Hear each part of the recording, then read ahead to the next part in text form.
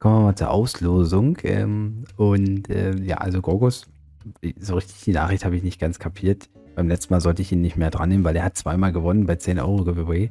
Ich würde jetzt einfach auch mal sagen, ich nehme ihn nicht dran, wenn er gezogen wird. Und Caps hat auch reingetrollt, ist natürlich klar, dass aus den Creator Code Einnahmen das Giveaway dann nicht an den anderen Creator geht. Aber was ich noch geiler finde, er hier, Exo8210, er hat hier wieder kommentiert. Das Ding ist, das letzte Mal war er einer der beiden Gewinner. Und ich habe ja das Auslosungsvideo gemacht und nochmal eine Erinnerung in einem anderen Video geschrieben, beziehungsweise genannt. Und da hat er sich nicht gemeldet, der Kollege. Ich weiß nicht, ob er irgendwie nur auf Giveaway-Videos antwortet, keine Ahnung. Wenn er drankommt, werde ich es versuchen. Aber ja, geh mal rein. EDM Zone, also Eventry Nummer 1. Herzlichen Glückwunsch.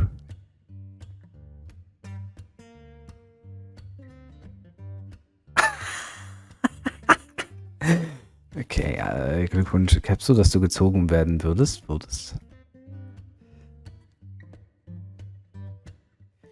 Ustasi. Majestix2306. Also die Leute habe ich auf Discord schon angeschrieben, bevor ihr das Video seht.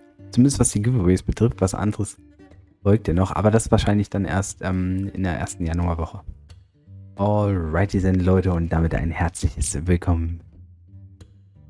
Hey, wird schon gefeiert. Ja, zu einer neuen Folge Shakes the Fidget, der letzten Folge.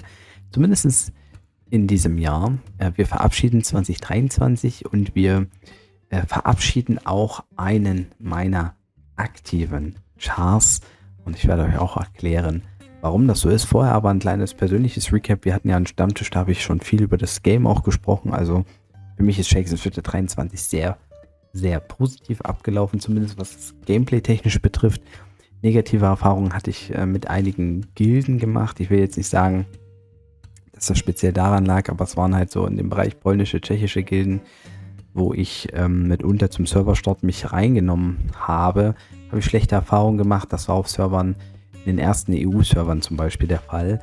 Und das hat mich ein bisschen runtergezogen, muss ich ganz ehrlich sagen. Und ansonsten hatte ich eigentlich das große Glück, ja, dass ich nicht nur gesponserter Partner bin, das war ich ja auch schon im letzten Jahr, sondern auch, dass es einen Creator-Code gab. Und das hat mich nochmal ganz anders mitgenommen, weil als das so anfing, da hat man sich so die Gedanken gemacht, naja gut, der ein oder andere wird vielleicht mal seinen Namen eingeben und dann auch selber überlegt, so bei kleinen Paketen, ach, nehme ich meinen eigenen Code. Bei großen Paketen habe ich ja dann auch oft zum Beispiel so einen Zufallsgenerator akquiriert dafür, ne? Und war damit ganz fein, aber ich hätte nie erwartet, was da theoretisch bei rumkommt und was auch dadurch mit mir so ein bisschen passiert. Und ja, also kommen wir mal zu diesem Char hier. EU5, ja, dieser Scout, der ist kein extrem krasser Char, aber es ist ein sehr guter Char, wenn man auch bedenkt, wie alt der Server ist. Es gibt natürlich viele, viele bessere Chars auf dem Server. Und hier geht die Reise weiter. Ja, ich werde hier versuchen, und das ist jetzt für mich wirklich eine Challenge, auch täglich, also jetzt gerade nach 0 Uhr, deshalb ist ja noch nichts passiert, ne? Aber gerade diese Geschichte hier mitzunehmen, es ist extrem viel XP. Also das Gold ist das eine, aber die XP sind halt auch extrem wichtig, finde ich. Das war auch beim Geheimauftrag so, aber der Geheimauftrag war teilweise schneller abzuarbeiten als diese Geschichte hier. Und ich orientiere mich auch daran, um eben täglich das Ganze auch mitzunehmen. Also so sollte man ja eh machen. Für mich war es aber eben so gewesen, dass das nicht immer so einfach war. Und ihr kennt mich ja. Deshalb ist das für mich sehr relevant. Auf diesem Char habe ich einige Sachen gemacht, die ich, glaube ich, ohne dem ganzen Partner, also ohne der Partnerschaft, hier sind auch Teile des Creator Codes Bonus eingegangen. Also das Skippen der Festung bis Rathaus 20 hatte ich weiß nicht nach wie vielen Tagen, aber ich war, glaube ich, innerhalb der Gilde unter den Top 15 oder 20, die Howl of Night 20 erreicht haben. Und das war für mich, also es hat sehr viel Spaß gemacht, das so zu spielen, muss ich sagen. Und nach wie vor skippe ich auch hin und wieder mal auf dem Char. ich sag mal, wenn so die Sachen so zwischen 500 und 600 Pilze kosten, dann skippe ich dann auch mal gerne rein. Aber auch die Erfahrung mit Zombie hier zu spielen, auf W54 hatte ich das ja auch schon mal. Da habe ich dann irgendwann aufgehört, weil ich gesagt habe, das sollte jetzt kein langfristiger Server sein. Und auf EO5 nutze ich diese Gelegenheit natürlich weiterhin. Also das ist extrem stark. Der Server hat zwar auch so ein bisschen unter der Anwellenproblematik gelitten mit Spielern, die sich günstiger Pilze gekauft haben, die dann zum Beispiel auch von uns gekickt wurden. Die sind jetzt teilweise, wenn sie ihre Schulden bezahlt haben, können sie ja theoretisch weiterspielen. Und es gibt natürlich andere Gilden, die dann die aufgenommen haben. Also es wird jetzt wahrscheinlich für uns auf dem Server Rang 1 zu erreichen, langfristig erstmal nichts. Und wir müssen jetzt eher gucken, dass wir Rang 2 halten können. Aber das ist für mich zweitrangig. Ja, ich will jetzt hier mit den Leuten weiterspielen, solange die Base der Leute hier weiterhin dabei ist, bin ich das auch. Und ich hoffe, dass sich das nicht mehr ändert, weil das schon für mich quasi jetzt im Moment mein zweitwichtigster Server ist. Von der Aktivität her mein aktivster wahrscheinlich. Aber es ist so ein bisschen mein zweitwichtigster Server. Ja, und da kommen wir mal zu meinem Mame-Char. Ja. S41, der begleitet mich natürlich auch weiterhin im nächsten Jahr. Und hier will ich über 40 Millionen Damage kommen. Dann will ich hier die 500 Millionen Hitpoints knacken und so. Das sind so meine Achievement-Ziele. Ich werde jetzt in diesem Jahr auch immer mal gucken, dass wir natürlich Dungeons machen. Hatte jetzt im letzten legendären Dungeon schon ein bisschen mehr gemacht. Habe aber mich noch nicht komplett umequipped. Das muss ich jetzt machen. Vielleicht mache ich es jetzt noch zum Event, ansonsten dann in den Januar-Events. Dann mal schauen, wie es da so abgeht. Also ich gehe jetzt hier nicht so steil rein, dass ich meine Begleiter auch immer upgrade. Das könnte man machen. Aber der Vorsprung, den dieser Chart ist einfach auch so weit, dass ich mich jetzt hier nicht so richtig reinsteige. Aber auch hier für mich sehr wichtig, vor allen Dingen am allerwichtigsten, auch hier die Daily-Geschichten mitzunehmen und natürlich auch Weekly, ne? Die Thirst, die habe ich vergessen. Das wirklich mitzunehmen, das sind so viele XP, ich habe es jetzt beim XP-Event gesehen, also das darf man nicht missen in diesem High-Level-Bereich, das ist sehr, sehr viel wert. Das wird einem durch diese neue Spielmechanik auch erst bewusst und das ist für mich definitiv auch die Challenge, das durchzuziehen, und es sah jetzt in den letzten Wochen gar nicht so schlecht aus. Ich habe eine extra Thirst verpasst, aber das habe ich auf allen Servern verpasst. Da habe ich halt überhaupt gar nicht dran gedacht und hatte auch ein bisschen Zeitprobleme.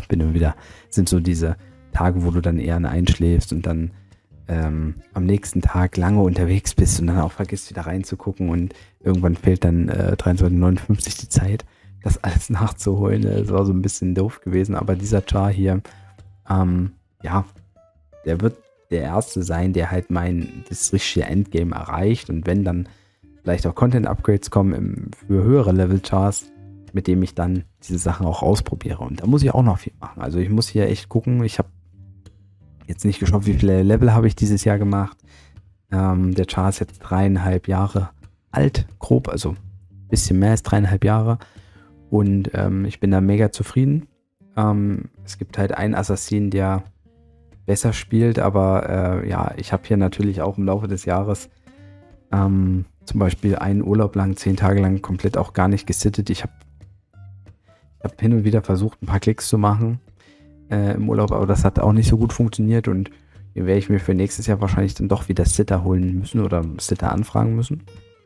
Hier Refkin zum Beispiel, ja, der ist bisschen später auch gekommen, der ist hier Nummer 1 Assassin auf dem Server, also das ist ansatzlos, aber ich will auch nicht Nummer 1, ich will einfach gut mitschwimmen und mal schauen, was die Zukunft bringt, ob dieser Server auch zu fusionierten Servern gehört. Ich habe das Gefühl, oder ich habe ja schon mal die Vermutung geäußert, dass dieser Server mit Servern fusioniert wird, die gleich alt sind. Es gab den französischen Server S14, der eigentlich in der französischen Serverfusion ursprünglich dabei sein sollte und der dann von Playa aber rausgekattet wurde mit dem Hinweis, der Server ist deutlich jünger als andere Server und der soll mit gleichaltrigen Servern fusioniert werden. Das war die Aussage. Und wenn die sich nicht ändert, würde es für mich bedeuten, weil der Gleichhalt ist wie S41, dass die und noch andere Server zusammen fusioniert werden. Und das wäre auch dann sehr interessant, wenn es mal dazu kommt. Und dann haben wir hier den Magier auf EU1 und den Berserker auf S7.de. Und von diesen beiden Chars werde ich nur einen weiterspielen. Der bessere Char von beiden ist der hier, EU1, definitiv. Also auch wenn man mal so guckt, wie alt der ist jetzt 1 Jahr grob alt. Aber vielleicht lest ihr es hier schon, ich werde EU1 aufhören. Und das ist sehr, sehr schade und das sind noch ein bisschen so die Schattenseiten, die ich für mich erlebt habe in diesem Jahr. Durch diesen ganzen geilen Support und sorry, ich will jetzt nicht jammern dingen, aber ich will es irgendwie nachvollziehbar rüberbringen. Für mich hat dieses ganze Thema rund um die Partnerschaft ein bisschen auch dazu geführt, dass ich mich wieder zu vielen Sachen, sag ich mal, verschrieben habe. Ja, ich weiß noch, wie ich den Server angefangen habe und wie ambitioniert ich da war und ich wollte Top 5 Magier sein und das hat auch gut geklappt am Anfang. Irgendwann hatte ich das Ziel zu sagen, okay, Top 20 der Magier nach 2 Jahren zu sein, weil ich gemerkt habe, ich habe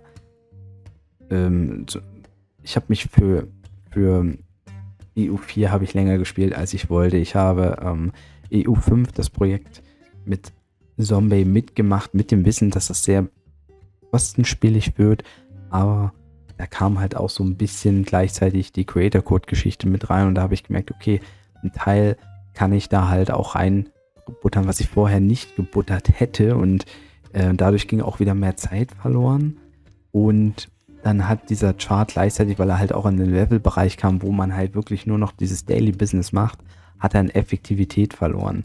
Meine Beteiligung, warum blätter ich hier eigentlich noch? Das ist eigentlich Quatsch.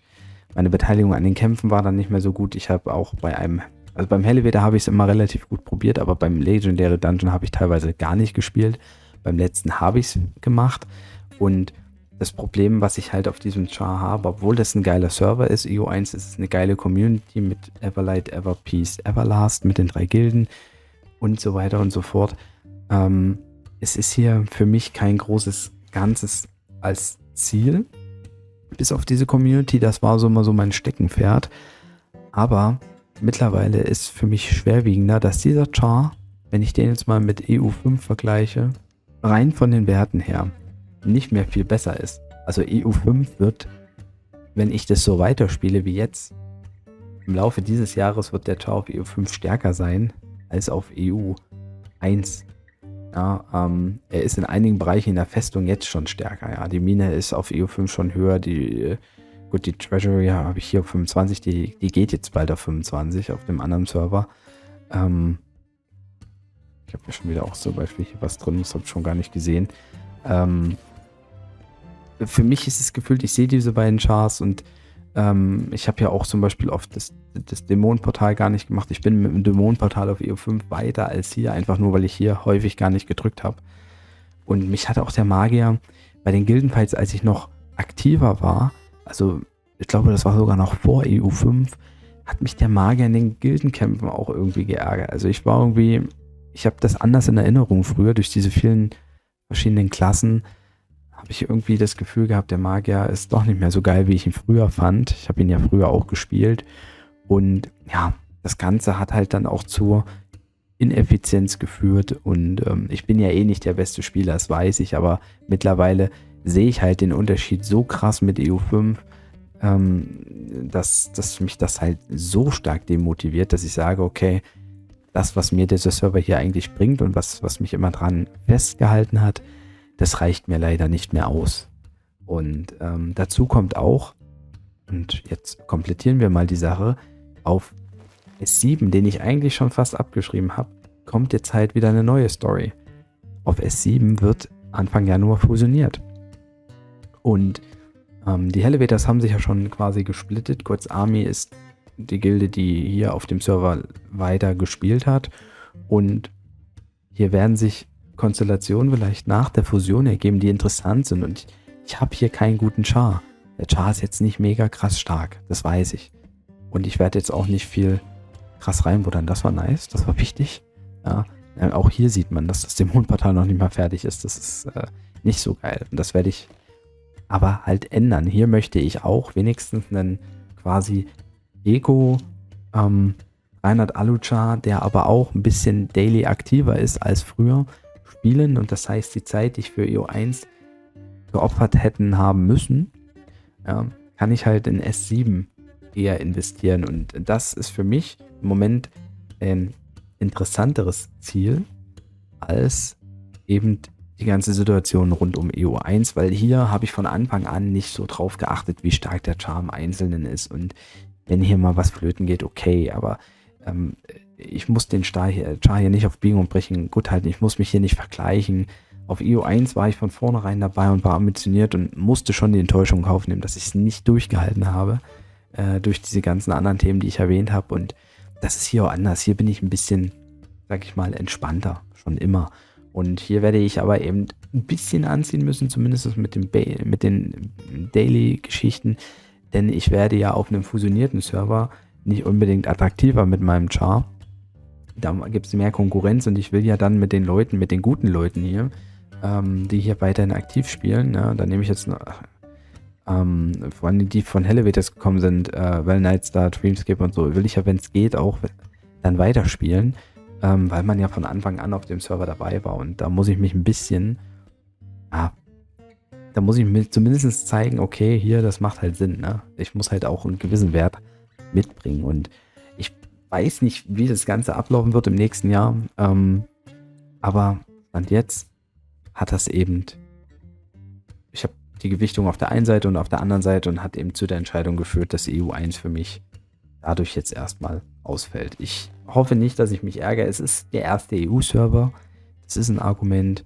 Aber letztendlich hätte ich von vornherein gesagt, ich spiele den Server nur mit, um dabei zu sein, dann wäre das vielleicht auch wieder ganz anders. Aber wenn ich überlege, was ich da reingebuttert habe und wo ich jetzt stehe, ist es für mich ein Mahnbeispiel, das auf EU5 besser zu machen. Und wenn ich es aber besser mache auf EU5, tut mir dieser Char halt umso mehr leid. Also ich werde mich nicht löschen, aber ich werde höchstwahrscheinlich dann demnächst Gatlan-less sein. Ich werde hier nicht mehr großartig aktiv spielen. Ich habe zwar überlegt, dass ich nochmal einen Elevator mitmache und dann die Pilze raushaue oder so, aber Stand jetzt sehe ich das eigentlich nicht, weil ich ja auch, bis der nächste Elevator kommt, täglich alles spielen müsste, um noch halbwegs dann auch sinnvoll mithalten zu können. Also beim letzten Elevator war ich nicht schlecht dabei, aber wenn ich jetzt gar nicht mehr spiele, dann wird es ja auch nicht besser mit meinen Werten und allen dies, das, ne? Also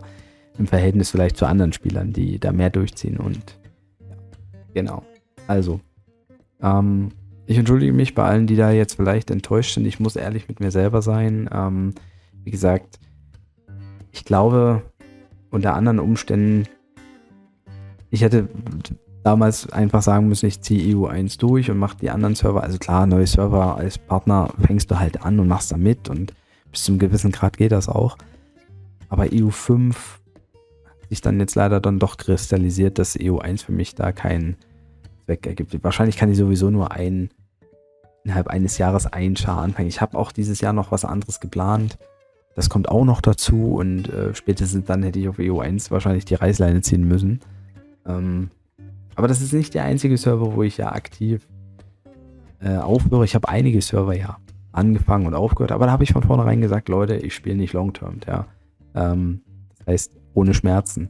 Und diese Server werden wir uns nochmal ein bisschen reinziehen im nächsten Video. Im wahrscheinlich ersten Video des nächsten Jahres werden wir nochmal auf diese Server gucken und denen nochmal ein bisschen Spotlight geben. Ja. Und jetzt abschließend bedanke ich mich fürs Verständnis. Hoffe natürlich, dass ich den einen oder anderen vielleicht auf einem anderen Server nochmal sehe, den ich vielleicht analysiere oder sowas oder wo ich auch ein bisschen mitmache. Weil eins ist klar, wie gesagt, ich werde fast alle neuen Server irgendwo anschauen, mitnehmen, mitspielen, wie auch immer. Aber halt wahrscheinlich nur einen Server überhaupt Long-Term nächstes Jahr. Also das Das ist auch schon mal klar. Kommt einfach gut rein ins neue Jahr. Horcht in euch selber rein, privat oder in Shakes Fidget oder so, ist vollkommen egal. Nutzt diese Gelegenheit, um mal zu gucken, macht das alles so Sinn? Fühlt ihr euch damit noch wohl? Wollt ihr irgendwas ändern? Unter der Prämisse kam es ja auch zu meiner Entscheidung. Ich wünsche euch auf jeden Fall was. Habt viel Spaß, bleibt gesund, haut rein, macht Tschüss und Servus. Euer Basti.